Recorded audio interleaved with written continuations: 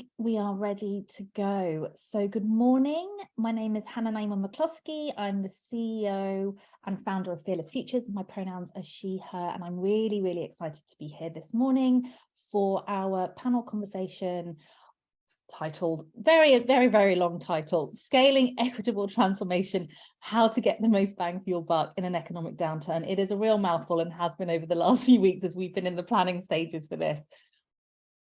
Before we kind of get into the meat of the conversation, I just want to do a little bit of housekeeping.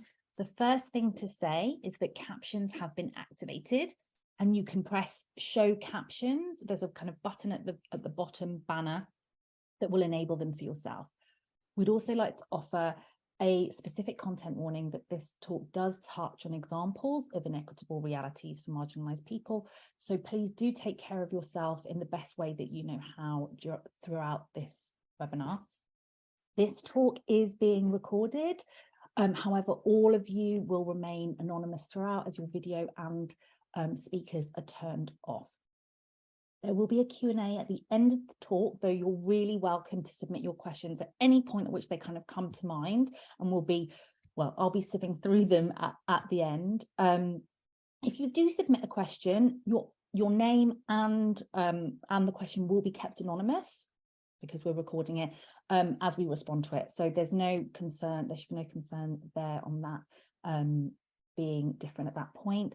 And then finally, for context, when we're talking about diversity, equity, and inclusion in the context of this particular webinar, we're doing it from a global north standpoint. And so we do acknowledge that not everything that will be covered will be as relevant to a global south audience. And so with that, I'm really pleased to introduce Rubie Clarke, Senior Consulting Manager, and also Sara Shahvisi, who's our Chief Learning Officer, who are going to be giving all of us their wisdom and their insights on the very long title of how to scale equitable transformation.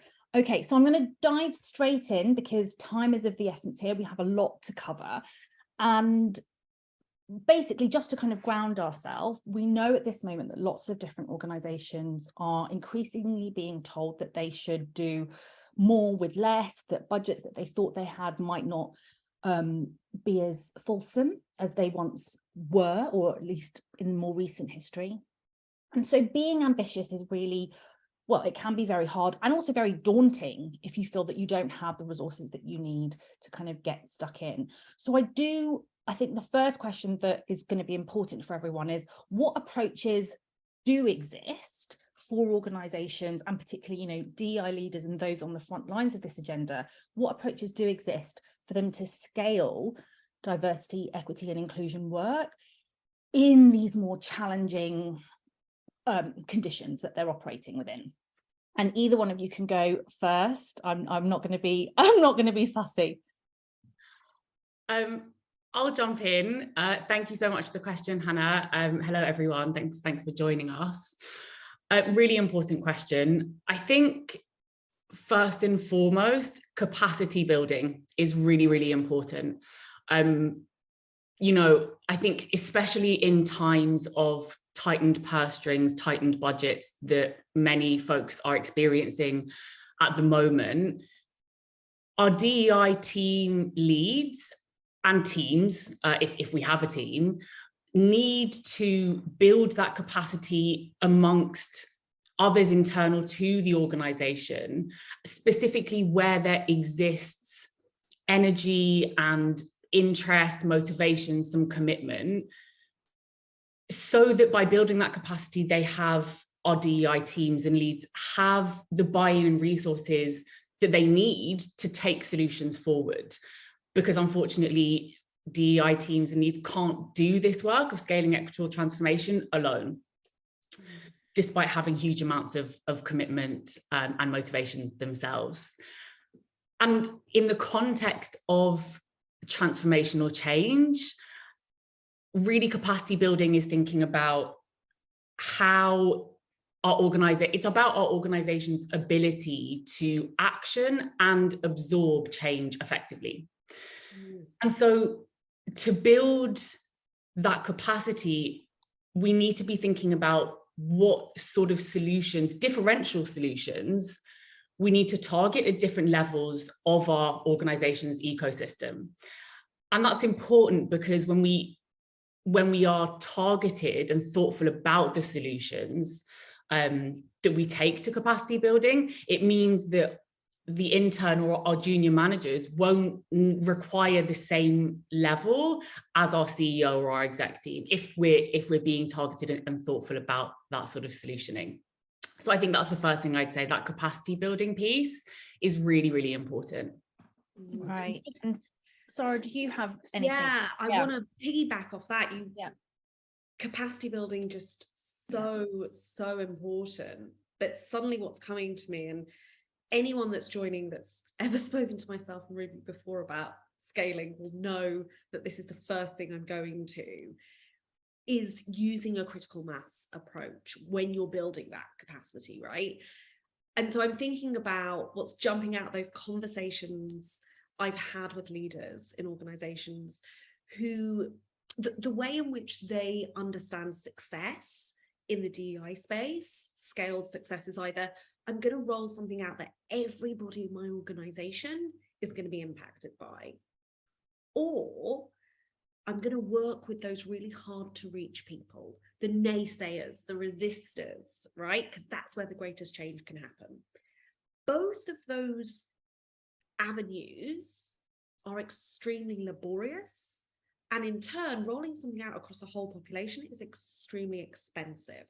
So in these difficult times, those two approaches are even less effective, but they're less effective anyway when we look at critical mass theory. So critical mass theory, or tipping point theory, is the idea, and I'm sure many of you are familiar with it, that you can have a small minority of people within an organization, a loud, active, influential group of early adopters and advocates, that through the decisions they make and the behaviors they show can create ripple effects across the broader organizational terrain. And so actually thinking about what you said, Rubie, around capacity building, focusing your capacity building on that group and knowing that they will move the organization with them over time is really useful in these moments, because it's far cheaper, right, if we're working with this small and active minority in the first instance, and it's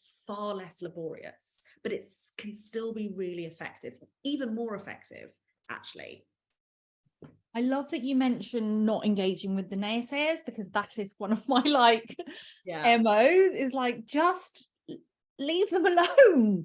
You know, people need to come to this work. I think they need to have some level of curiosity, some level of interest. If you're going to do it deeply and robustly, you can't coerce people into engaging with anti-oppressive behaviors. You can't coerce people into adopting different mindsets. It just has never worked. It won't work. It won't ever. So just let it be and focus the energy and the resources you do have where there is higher potential for that impact. Rubie, tell us a bit more on this, on the kind of the mechanisms when we're thinking about critical, the kind of critical mass piece that Sara's mentioned. Yeah, so I think when we're taking a critical mass approach, exactly as you and Sara have both just underlined, being really intentional about targeting our sources to build that capacity where there is already this commitment, this energy. Our innovators and our early adopters also need to have proximity to power in the organization. And what I mean by that is both hard power, which is when people say power in an organizational context, we tend to think of hard power, right? Our top strata, our exec team, our CEO. And people with hard power are also very important. So when we're thinking about who are these innovators, these early adopters that we want to be focused on, hard power, as I've said, yes, our top strata, those who have the closest proximity to value in our business and organization. What that looks like will obviously be very specific to the organization that you're in, whether it's product or service, people who have proximity to that value. That's who I'm thinking of when I talk about hard power. Folks with soft power also really, really crucial when we're thinking about building our critical mass. And soft power looks like folks who have broad influence across a range of areas and functions in our organization. So this might be our HR business partners, for example, if that's the kind of strata that you have. So building a critical mass, our innovators and early adopters, thinking about those with energy, motivation, commitment, who have proximity to these two really important forms of power in our organizations. Yeah, I love that. And I think what's coming to mind for me also is a kind of a baseline here that passion alone isn't sufficient to engage in this hard work. And so organizations do need to invest very specifically and in a very targeted way in upskilling people and uptooling people so that they do have those skills to engage in this deep, hard, challenging work with everything else that you've kind of established as that core foundation that's needed. So I guess, so we have capacity building that we know needs to be differential. We have critical mass, which is sort of looking at the different actors we need within our particular ecosystem. But what should our priorities be? Like, well, you know, where should people start? This is often what people come to us with, and, you know, they're like, well, what is the most important area? How do I get the most, you know, the highest impact for, you know, the least effort, if they were going to be very cheeky with the question? That's a question we all have. So, you know, tell us the answer. How, without being in a less cheeky way? It's a good question. And I think is often sort of when we're faced with challenging terrain that we're trying to scale equitable change within, these are the kind of questions that we're asking. I think in a sense, there's a piece around having a really deep diagnosis of what specifically is working that we want to accelerate further and deepen, and what's not working that we want a solution for. Deep diagnostic work is something that we do through our ecosystem audit, but I'm not going to tell everyone to purchase the Phyllis Futures ecosystem audit, because we may not necessarily have the budget for that. But diagnostic work can be a really, really key starting point. So I'm talking about data and using data as a starting point, but cautiously. I think there's a few points to hold on to if we want to have data-driven insights as the basis of deciding what our starting point should be. So in terms of the points that I would hold on to, I think if you want to make data your starting point, really thinking about gathering insights and experiences from folks within your organization around what is working and what isn't working in the culture and structure of the organization. And this is really key, because I think this is a tripping hazard when people think about using data, not gathering opinions from everyone on what everyone in the organization thinks you should be prioritizing. That's really key, because it can come from a place of thinking, well, we want everyone to be involved and to be galvanized and excited about the solutions we decide on. But the reality is not everyone is a DEI expert, right? We know this is the case. And asking everyone, what should we do, ultimately leads us to saturation, confusion, misalignment. And it's a real antithesis to synergy and effective action. So instead, I would say index for qualitative data, perhaps doing a survey or running some focus groups to kind of get some insight on what's going on at the margins, right? What the folks that maybe won't always tell you it through other channels, what is working for them or not. And I would say on that point, if you do decide to take a data insights approach when you're thinking about priorities and you want to do a survey or some focus groups, I would say to folks, make sure that whoever is designing the survey or running the focus groups has the necessary background and capability in equity and inclusion. And that's important so that the actual data tool that you're using and the questions themselves aren't exclusionary, right? We often see this with the sort of other categories in heavy quotation marks that end up very prominent in surveys. So making sure that your data collection methods are functionally inclusive is really, really key, and that you're bringing in the right people to execute on that. So I think that's one way to think about your starting point and priorities. Sara, what comes up for you? Well, I mean, now that you've started talking about data, I'm going to find it very hard. Rubie and I talk about inclusive data all the time. So I've got that temptation to just get into an inclusive data conversation. I'm not going to do that. I'm going to step back. Maybe that's another webinar, folks. I don't know.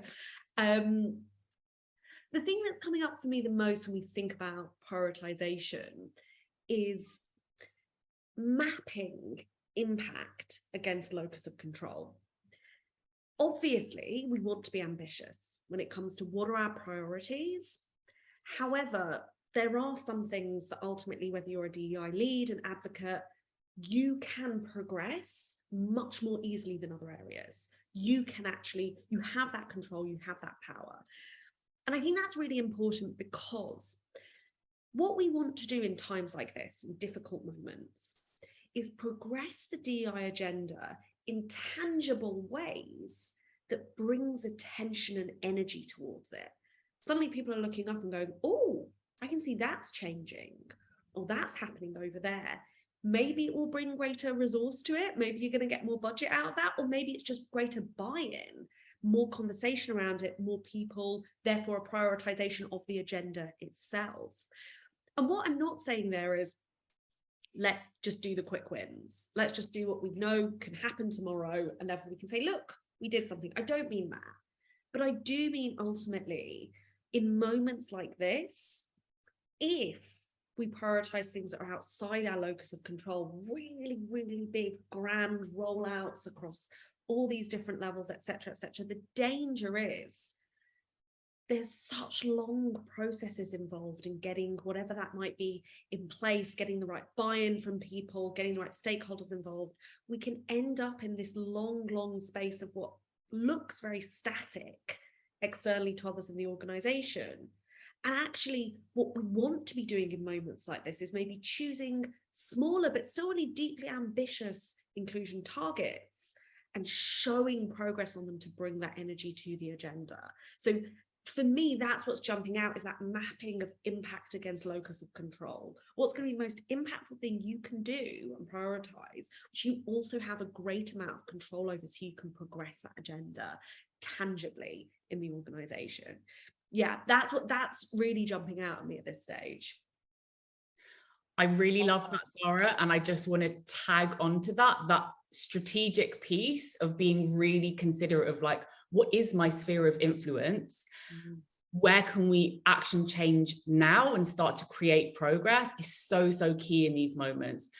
And in addition to that, once you've done some of that mapping, which I think is so key, I really would say choose your area and then go for it. Like, pick your area and then really focus. And I suppose I'm talking about being tactical, because sometimes we stay in this space of strategizing for a really long time, and we're just like strategizing day in, day out, week in, week out. But actually choosing your focus area and then getting really specific about area of responsibility, task ownership, resource requirements, how you're going to get that resource should you need it, is really key, because otherwise we just stay in the space of ideation. And actually that can be really demotivating for folks involved and for the critical mass that we've spoken about, right? Observing that we kind of actually haven't moved into action can be a real demotivator. So yeah, I think once you've decided your area of focus, go for it, right? Equity and inclusion work is iterative, and we have to kind of be ready to start and launch in. And I think, Rubie, on that point, that's a really big mindset shift, because I think there's often a lot of fear of getting it wrong in the first instance, particularly if there's low levels of trust in the organization overall. And yet we also have to do, because the work is in the doing. And I like to think of things as, running lots of experiments. run an equity experiment. What have you redesigned? What have you restructured? And how, from the outset, when you've been planning what you're redesigning and restructuring, how have you had very clear outcomes in mind for what you hope to have achieved from that, so that you're not just sort of, you know, just wandering off into the sunset, but you know, there's a container for the equity experiment, and there's some some outcomes you want to see, and you can then assess, okay, where might I need to go back and tweak this process or this policy or this particular thing I've been working on to better get me in line with that desired outcome. But the work is in the doing. We can't stay 100% cannot stay in the land of ideas, as much as we might find comfort in that. Sara, in terms of, like, you know, lots of people come to us and they're also wondering, you know, should I focus on disability now? Is that what I should do? Should I focus on you know, cissexism and the experiences of trans and non-binary folks? What do we say in response to kind of to going about it that way, which we know is very common in this space? Yeah, and I just want to roll back and just say what both of you are saying there is, like, be tactical. And actually, if I can just, like, underline that a few times, that's really the message from, I'd say, this webinar, this conversation, is be tactical. And to go to your question, Hannah, I think in the spirit of being tactical, I always say, and this will come as no surprise to either of you, I always say to leaders, particularly on our programs, actually, take an issue-based approach over an identity approach. And I just want to caveat this by saying that identity matters and understanding lived experience is extremely important. But I'm talking about prioritization here specifically, because exactly as you touched upon, Hannah, it's really overwhelming to operate in the identity space. Let me give you an example. So quite often people might say, okay, I've got to prioritize something. I've got to start somewhere. This year, we're going to focus on race and ethnicity. That's going to be our organizational focus this year. Or we're going to focus on gender and sexism in the workplace. That's going to be our focus this year. When you take an identity-based approach, you prioritize along the lines of identity, firstly, that's huge. Race and ethnicity across your whole organization. I mean, there is so much in that. Very overwhelming and unwieldy. But number two, if we prioritize along the lines of identity first, what we're always doing is saying to other marginalized communities, yeah, this is not your moment. We can't include you right now because we're focusing on race and ethnicity. And I understand, because resource is limited, time is limited. But if you move to an issue-based approach, instead, what you say is, we're going to prioritize this issue in the organization. So, for example, we're going to prioritize performance and promotion processes, or we're going to prioritize facilities, choosing one or two issue-based focuses and priorities. What that means then is you might not be going broad, so it's a narrow issue, but you can go deep. You can create real change across a range of communities, because you can look at, say, for instance, promotions, and look at how do I make the promotions process inclusive to all marginalized communities that exist and perhaps even don't exist within my organization, right? So an identity-based approach can be really overwhelming, but also crucially involves prioritizing certain groups over others. An issue-based approach feels far more tangible and wieldy. We've got this issue we're going to focus on this year. It's going to be facilities, or it's going to be promotions, as I said, and we're going to go deep on it. How do we, so we're not saying to any individual marginalized community, yeah, you have to wait, you're not important this year. What we're saying is you're all important, but maybe not every aspect of our business can be tackled right now. So issue-based over identity is a real game changer. And it means we can simultaneously, we are solving for identity, we are solving for the lived realities of oppression in our workplace, but we're doing it in a way which feels far more tactical. And that is really the word here. It's tactical, far more tactical to go about it that way. So that's advice I always give on our programs. And I think, Rubie, you said the other day, you're like, can we just say this is a Saraism? It's not a Saraism, but I'll take that. Take it anyway. But yeah, I really do feel like tactical is the word of the day. Absolutely.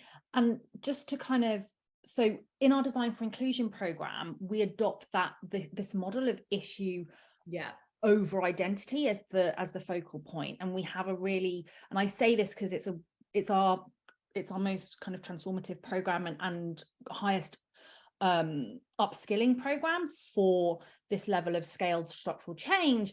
And we show you the method by which you can do that. So we take the issue, and then it's really about being extremely methodical as to how you take the issue and you explore it through the lens of the various oppressions that we explore in our work.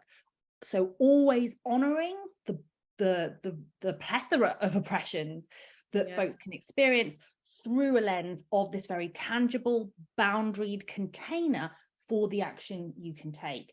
That's really useful. And just to give people an example of what this means in practice, I was having a phone call with somebody yesterday, and it actually was a phone call.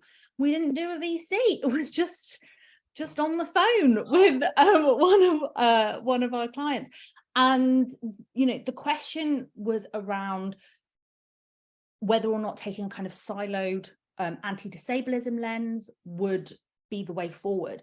And one of the kind of examples that I shared with her that might be useful for how we think about facilities, you know, in Sara's example, is I often think about the kind of the moment when people are entering the physical space of an organization, and that could be a site of this tactical focus. So if we just were to look at it from a disability angle, which is important and would be part of this method, we might think about ramps, we might think about doorways, we might think about the level of the desk if you have a concierge, which often lots of large companies do, and so on and so forth. But if we open it up, there are also these other ways in which oppressions are manifesting in this geography. We could be thinking about the security guards and how they might be engaging with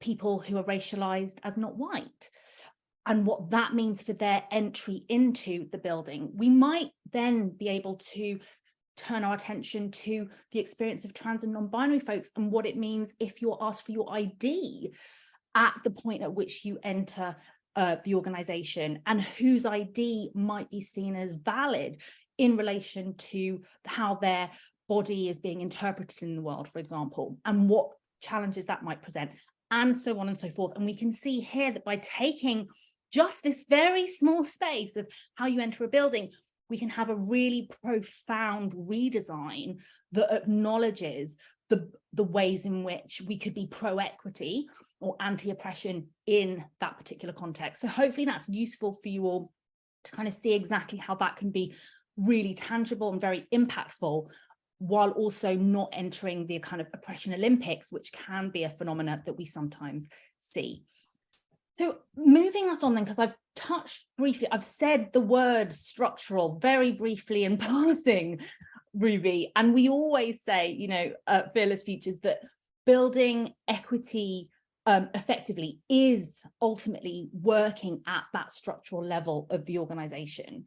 And that can feel very daunting for people, and often why, you know, we think that diversity, equity, and inclusion work tends to be prioritized at the interpersonal level, which is, of course, important. So can we, in the first instance, break down what we mean when we're saying, you know, do your work at that structural level? Great question, because I think this is something that comes up a lot in conversations I have with our clients in consulting and in our programs, because we do root our work in a systemic approach and understanding what the structural is. So demystify it a bit. When we use the word structural, when we talk about structures at Fearless Futures, we are talking about policies, processes, mechanisms, right? It's really, another way of thinking about it is our structures are the internal architecture, if you like, that dictates how we do what we do in any given organization. So it's really at the kind of examples that you've given, Hannah, we are thinking about the structural, and we're thinking about process, and we're thinking about policies around our facilities, right? Either the physical facility or how people enter the building, right? We are thinking about the structural, that internal architecture. And, you know, one of the reasons that we really underline the importance of structural change is because structural change has the capacity to create huge impact on a vast number of people in an organization. It's really where we see scalable change as the most possible, because it can impact so many people. So in this way, it's also kind of important, I think, to underline that structural change is also then cheaper. It's more economical, because when we zoom in on our processes and our policies, we create change that ripples across our ecosystem, both for folks who exist in our ecosystem, but also for folks that we may be bringing in, right? It's really creating that change in our architecture. And I think it's important to recognize that we're not saying cultural change isn't important, don't bear it any mind, don't give it any attention. Of course, change at the cultural level, that fabric within our organization, is also key. Those solutions do matter, and ideally should be paired, right, with the structural level of change. But the reality is cultural change and solutions at that level can't actually scale as fast. It takes real time and energy to cascade those shifts in mindset, in behaviors, right? It's doable, it's important, it just takes a lot longer.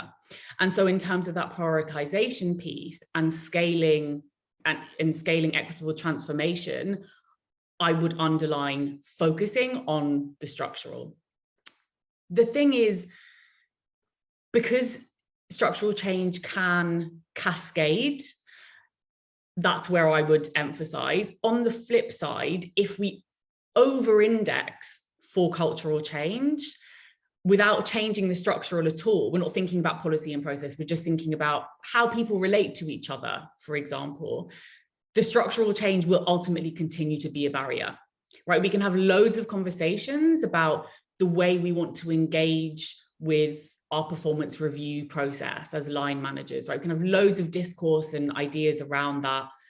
But if ultimately we have a process in place that is perpetuating inequity, we're going to keep coming up against that barrier. And that, again, is a demotivator for continuing to invest in change.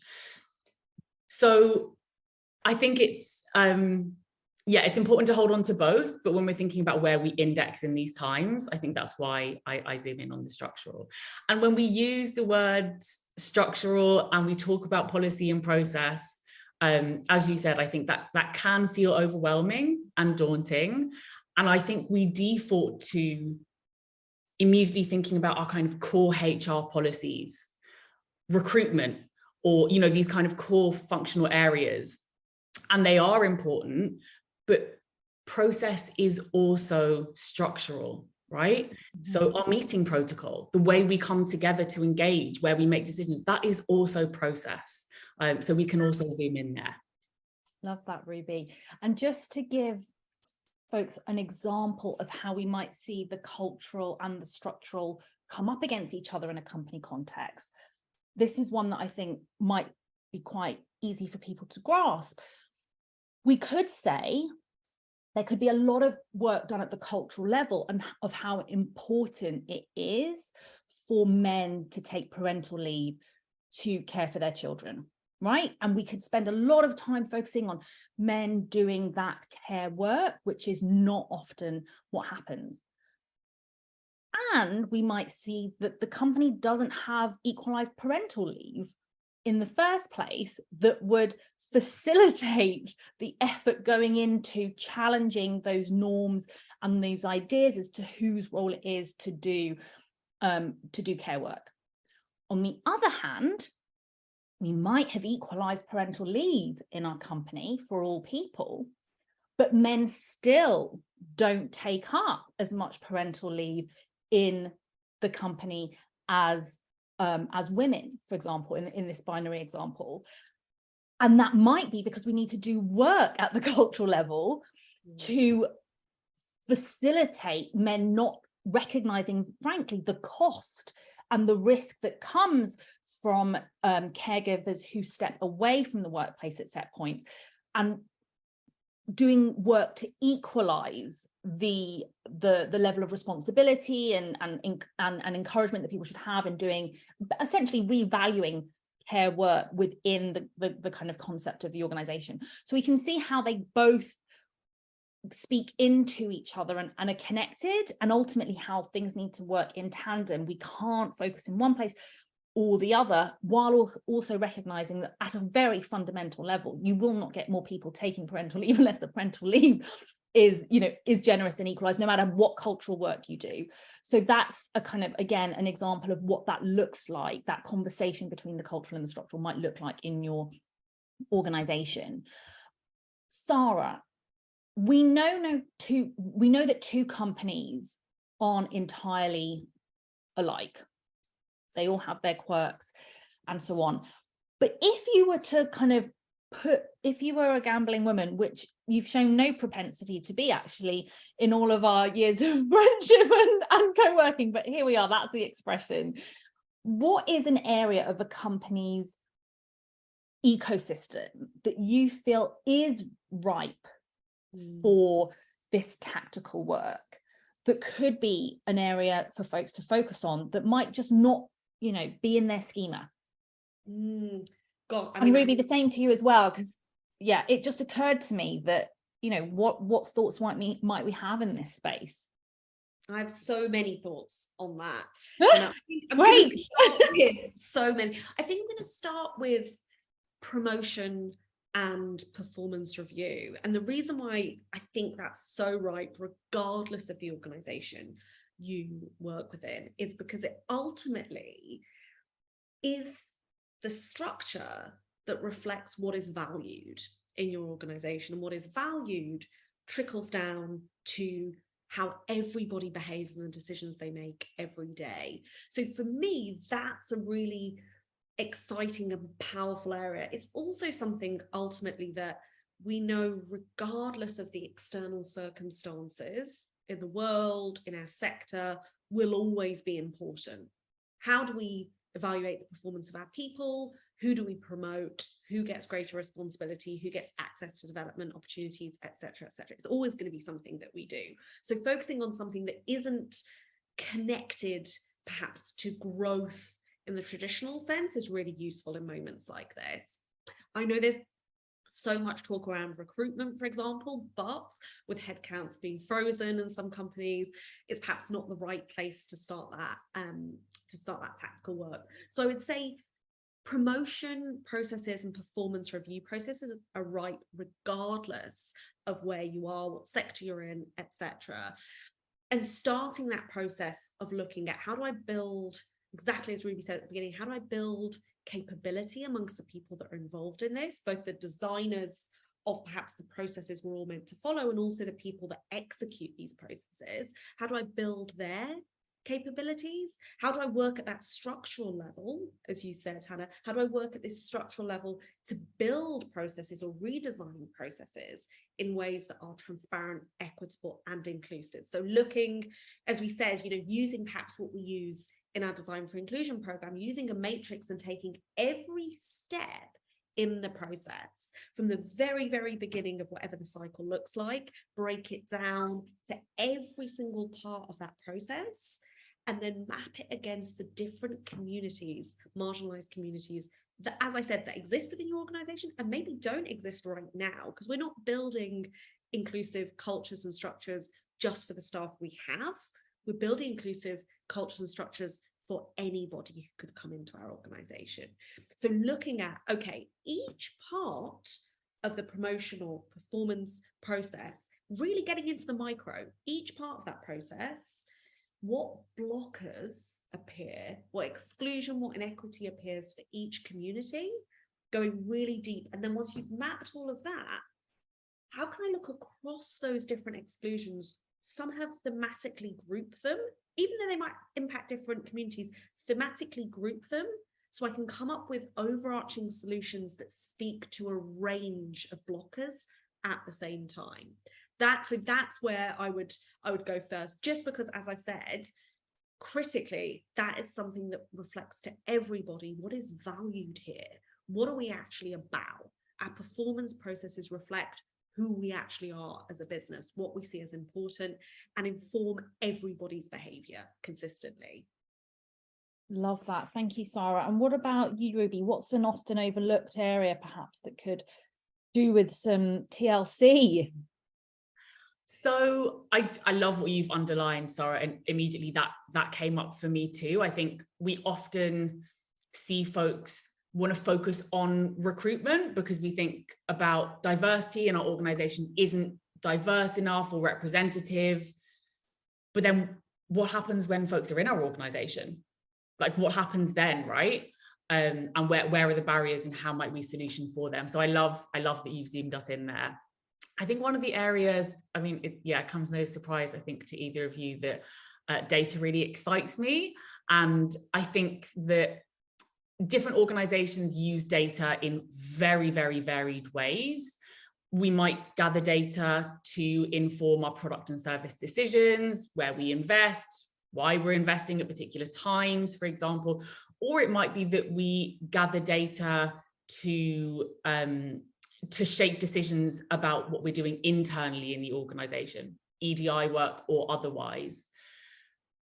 And sometimes when people do think about bringing an equity and inclusion lens to data, it's about, well, where are we using data? Maybe we need more data insights around prioritization, the example I gave earlier. But I think an area that's really, really ripe for possibility is thinking about how you actually gather the data that you gather. The questions you've decided to ask, the perhaps categories of identity that are included, how they're included. This obviously completely shapes the story that your data is going to tell you. But data has a great reputation for being an objective source of truth. We see something kind of quantified in a bar chart and we think, great, well, I've got facts to go from.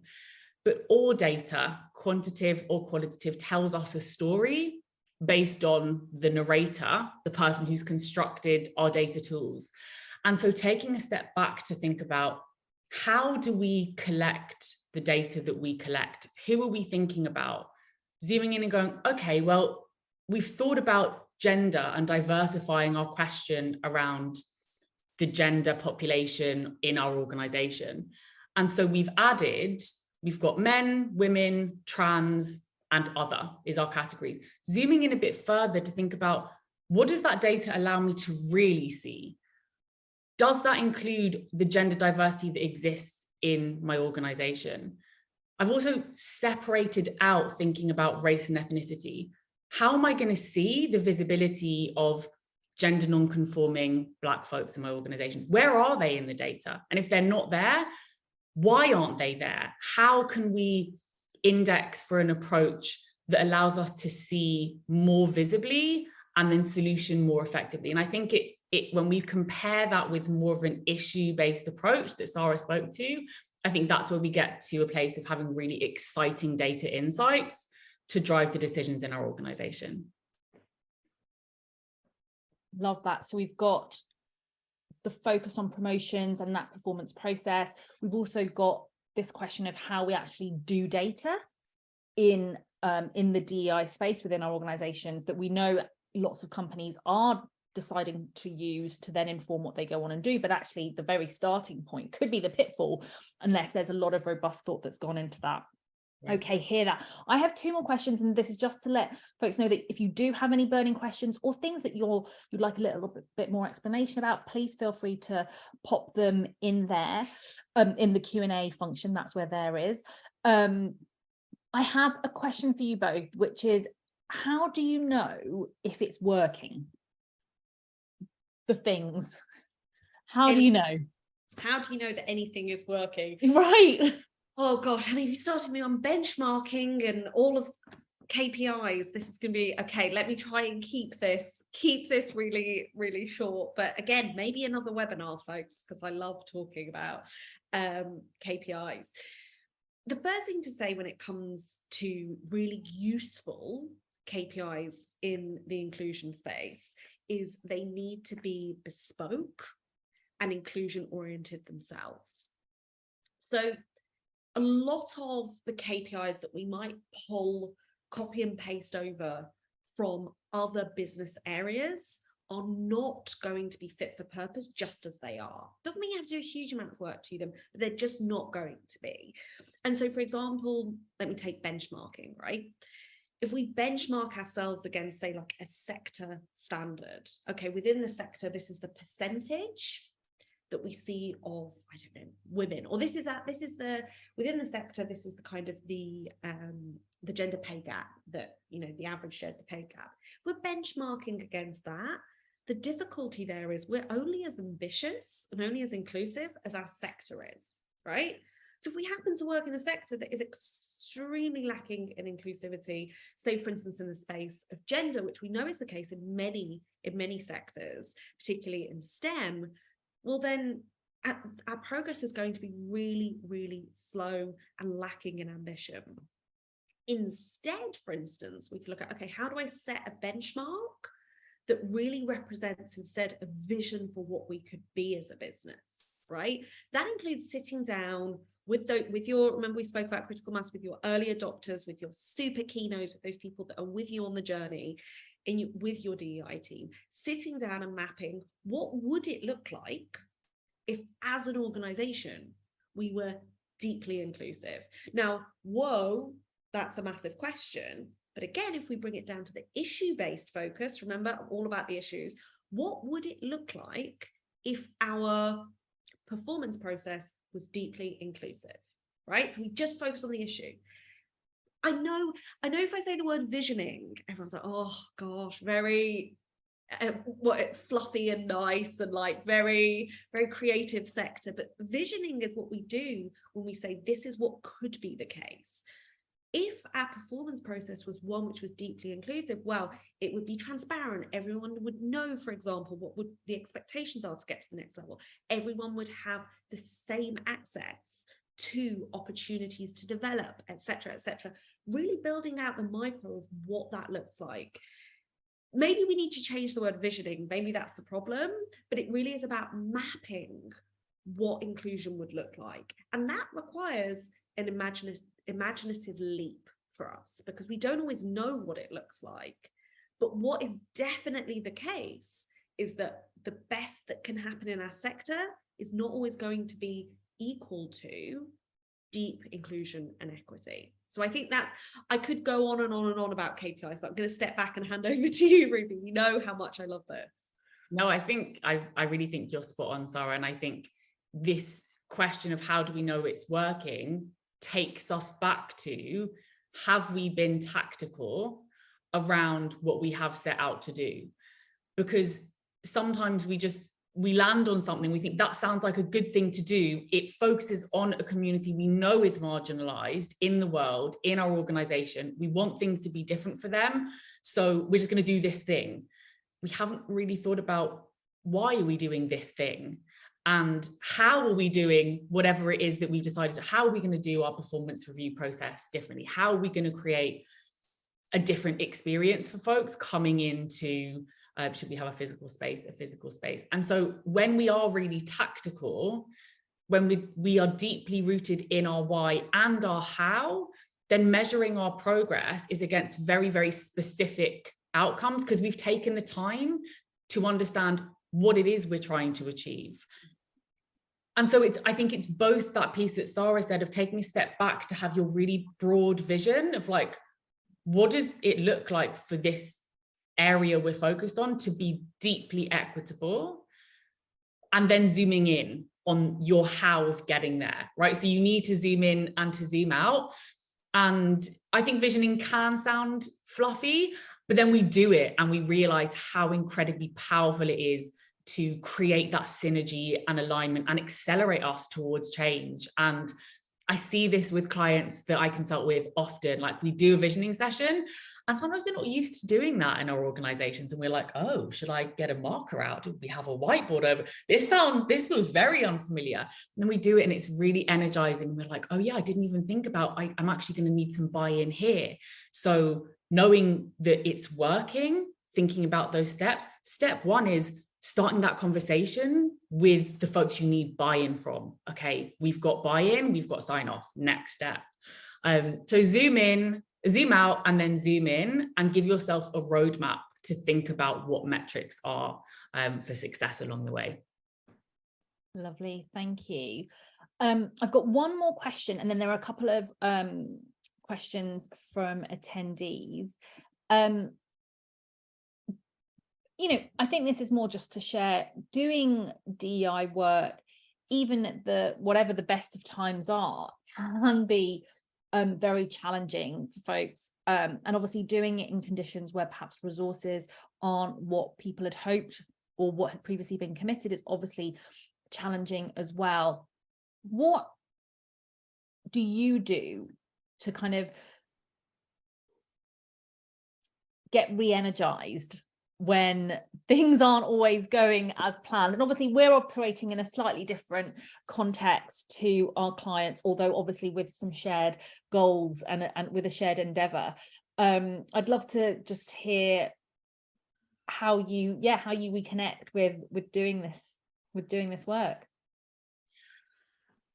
I think for me, and this has been really constant in my practice over the years and really grounds me, is going back to the thinkers and the doers and the theories that inspired and inspire you to do this work, right?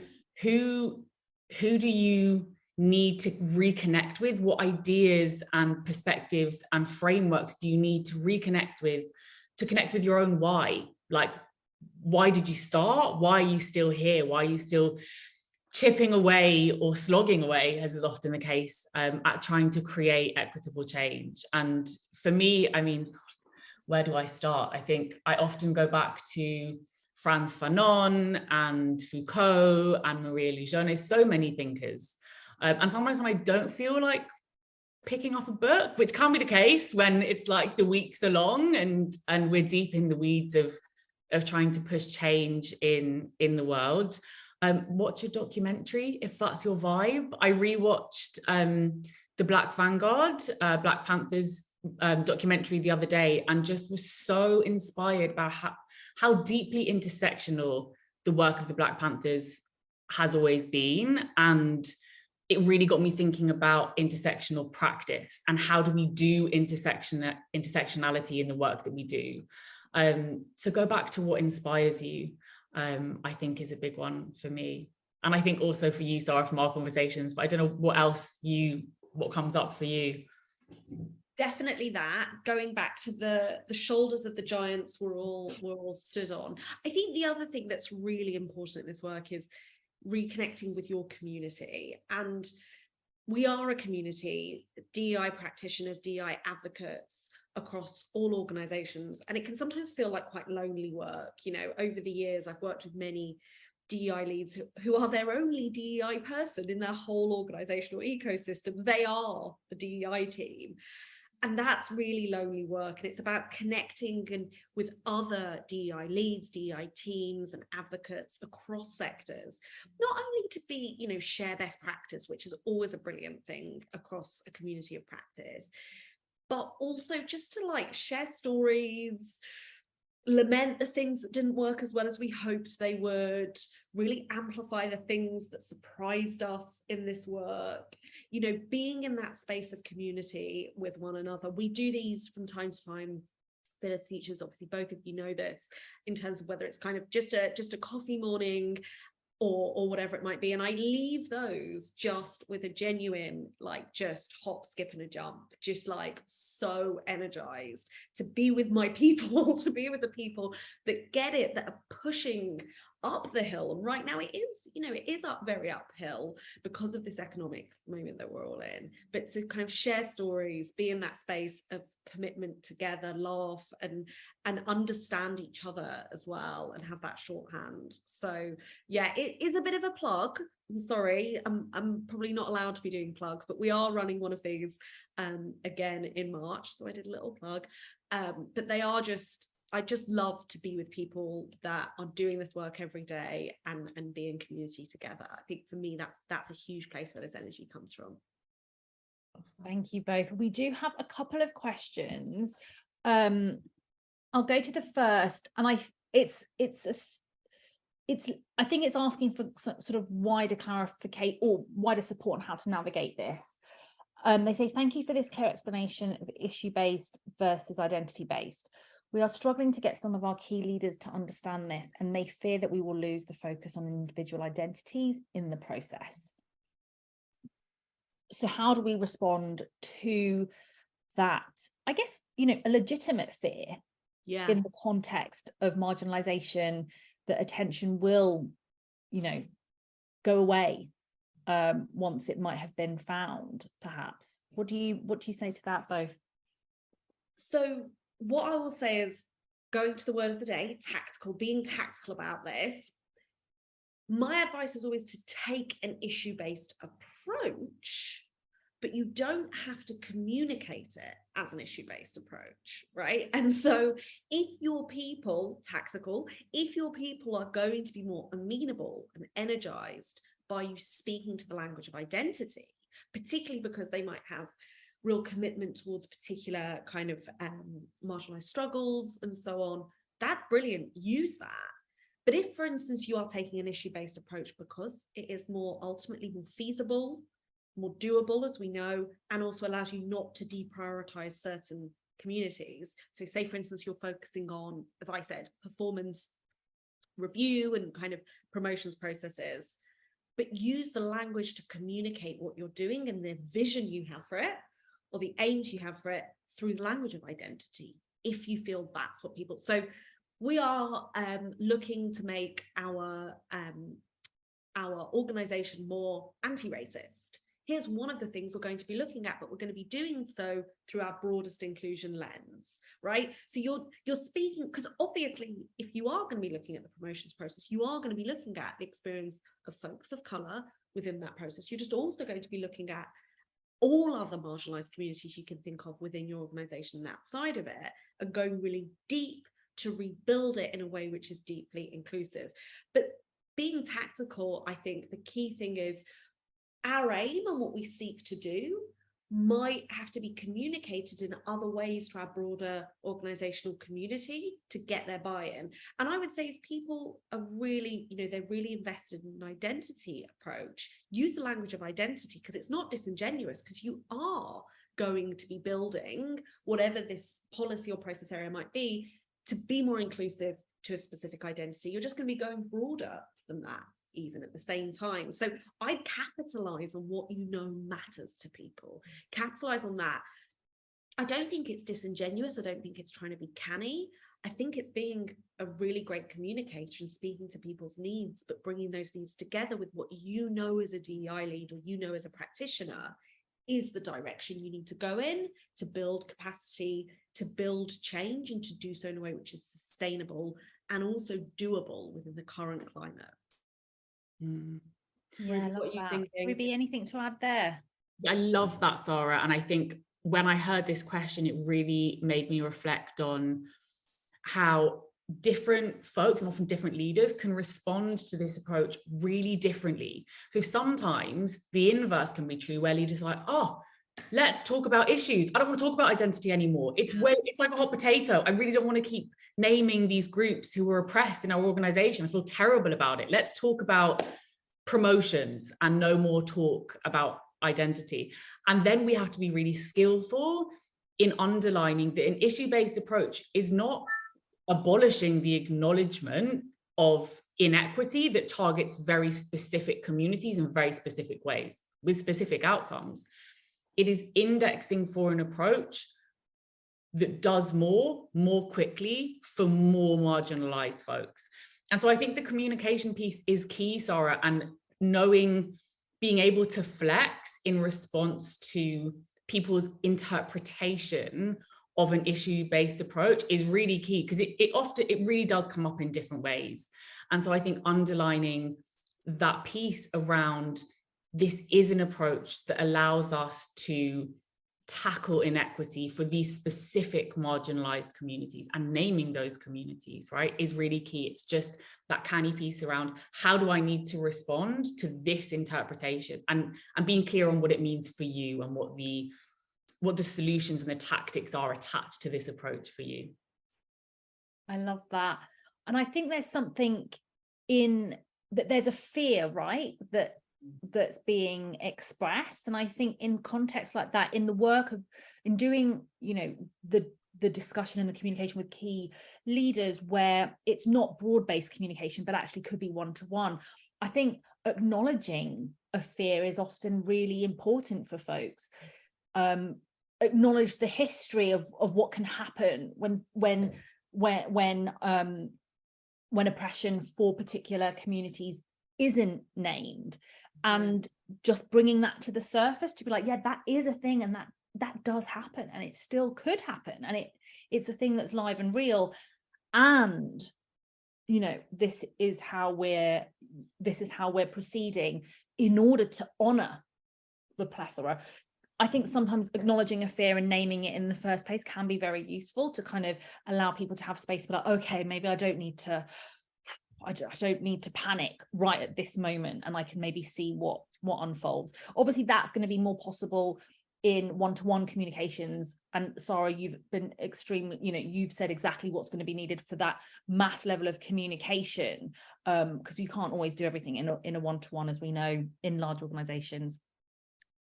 We have another question. Sorry, I'm sort of scanning because it pops up and then disappears all the time. I like this question also.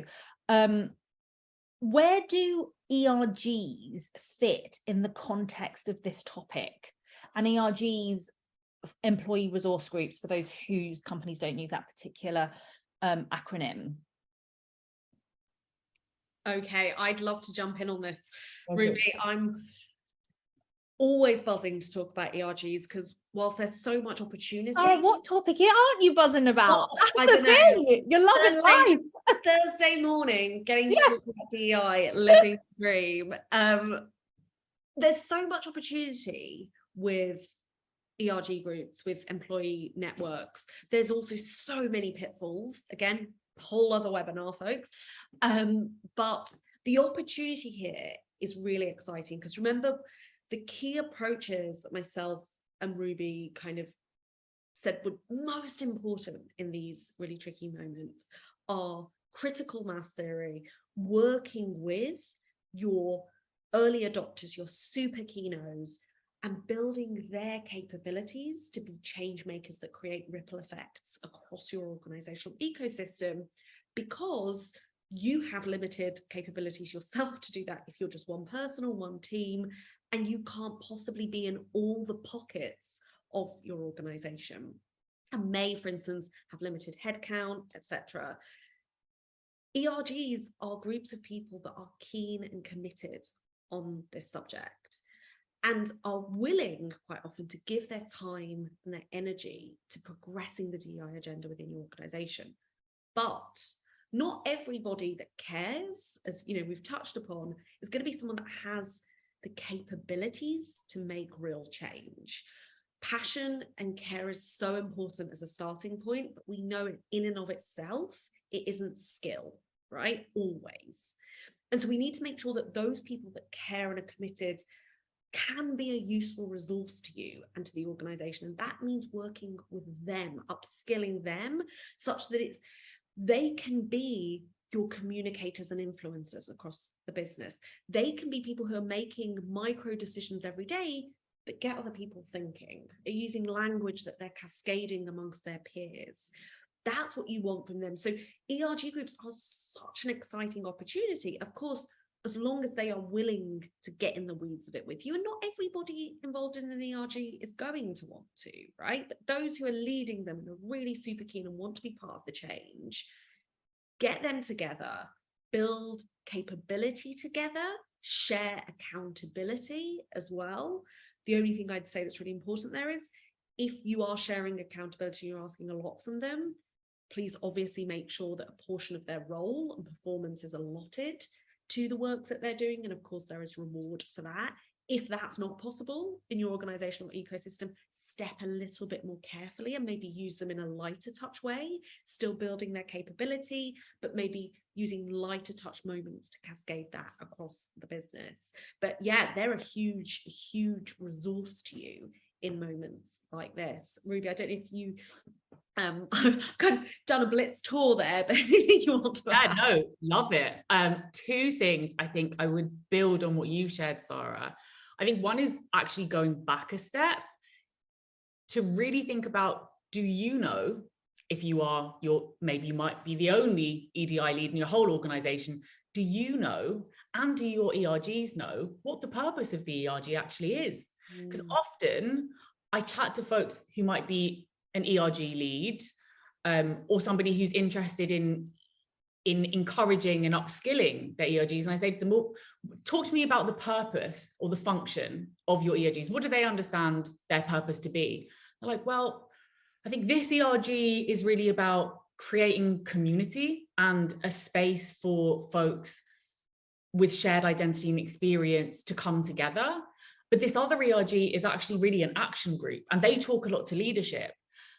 And the question I ask is, how has that come to be? Like, what is the process by which your ERGs are organized, by which people join or leave an ERG? Is there people in the ERG who don't want to be there anymore because actually their role has changed, or the focus of the ERG has changed, maybe informally? And so the thing I always say is, having shared understanding of what the function of an ERG is in your organization, having some consistency around that and clarity is really key. And then the other thing, I think, to go back to the critical mass piece, and this is really connected to what you've already shared, Sara, is thinking about how you can increase the soft power of the ERGs. What's the connectivity between ERGs? What platforms do they have access to share the work that they're doing, if that's something that they want to be doing and that can support the wider kind of ambition of your EDI work?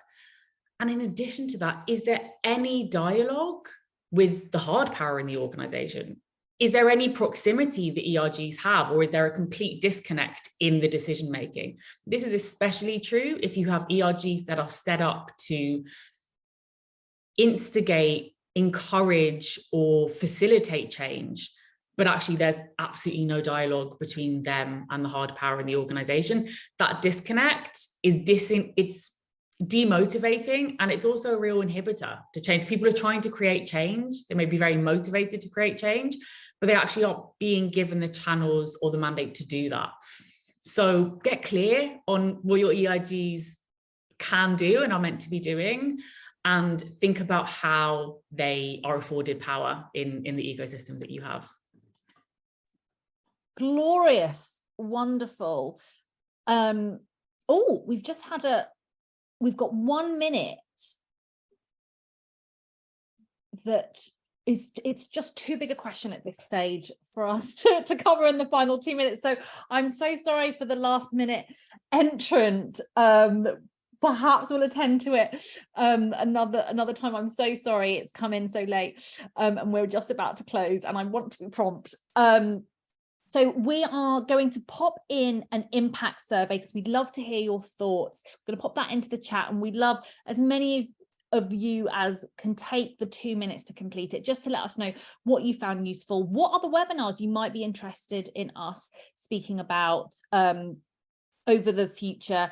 And we're also going to pop in a link to our Design for Inclusion program for those of you who haven't heard about it, just to find out a little bit more, because it is a very useful program in terms of that upskilling for that structural change piece that we've mentioned. Thank you so much to Rubie and to Sara for all your wonderful insights, and thank you all so much for attending and being here, and being eager to learn some more. So with that, we bring it to a close, and we look forward to seeing you at our next webinar. Take care, everyone, and have a lovely day.